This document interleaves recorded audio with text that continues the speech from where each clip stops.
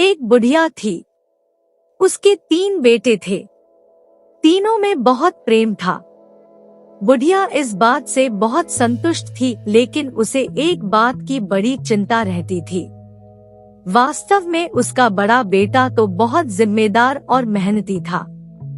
हर काम में माँ का हाथ बंटाता था, लेकिन दोनों छोटे बेटे बहुत आलसी थे। हर काम से टलते थे।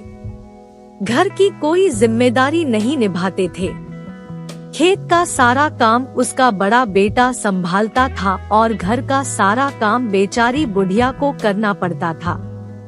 बड़े बेटे से उसकी हालत देखी नहीं जाती थी, लेकिन कर भी क्या सकता था। फिर एक दिन उसने अपनी माँ को तीर्थ यात्रा पर जाने के लिए कहा। बुढ़िया ने मना कर दिया, क्योंकि उसे डर था कि सारा काम उसका बड़ा बेटा कैसे संभालेगा, लेकिन अपने बेटे के बार बार समझाने पर वह मना नहीं कर पाई और यात्रा पर जाने के लिए तैयार हो गई। बेटे को थोड़ा सुकून मिला कि कम से कम माँ को थोड़ी राहत तो मिलेगी। अपनी माँ के चले जाने के बाद बड़े बेटे ने थोड़ा और जल्दी उठना शुरू कर दिया। वो पहले घर का काम करता, तीनों के लिए खाना बनाता, फिर खेत में जाता।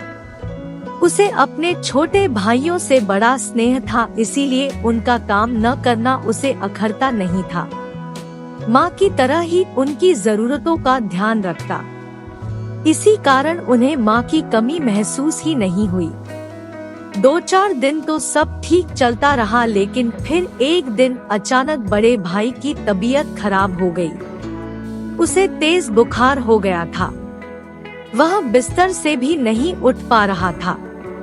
उसकी हालत देखकर दोनों भाई घबरा गए। वो गैर जिम्मेदार जरूर थे, लेकिन अपने बड़े भाई से बहुत प्रेम करते थे। दोनों भाई अपने बड़े भाई से पूछ कर सब काम करने की कोशिश कर रहे थे और इसके साथ साथ अपने भाई का भी ख्याल रख रहे थे, क्योंकि ये जो लगाव होता है ना, ये सब करवा लेता है। बड़े भाई को ठीक होने में हफ्ते भर का समय लगा, लेकिन इस एक हफ्ते में बहुत कुछ बदल गया था। अब दोनों छोटे भाइयों को ये बात अच्छी तरह समझ में आ गई थी कि माँ और बड़े भैया कितना काम करते हैं। दोनों को अपनी गलती का एहसास हो चुका था। अब उनको काम करना अच्छा लगने लगा था। कुछ दिनों बाद जब माँ तीर्थ यात्रा से लौटी तो उनके अंदर आए बदलाव को देखकर बहुत खुश हुई। बड़े बेटे से पूछा तो उसने सारी बात बताई। उसने कहा, माँ, जो होता है अच्छे के लिए होता है।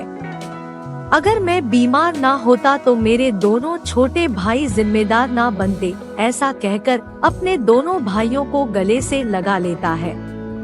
हमें कभी आलस नहीं करना चाहिए और घर के छोटे छोटे कामों में हाथ बंटाना चाहिए। कम से कम अपना काम तो खुद ही करना चाहिए। दोस्तों, आपको यह कहानी कैसी लगी कमेंट करके जरूर बताएं। हमें आपके जवाब का इंतजार रहेगा। अगर कहानी पसंद आए तो लाइक जरूर करें और ऐसी ही और कहानियाँ सुनने के लिए चैनल को सब्सक्राइब जरूर करें। आपका बहुत बहुत धन्यवाद।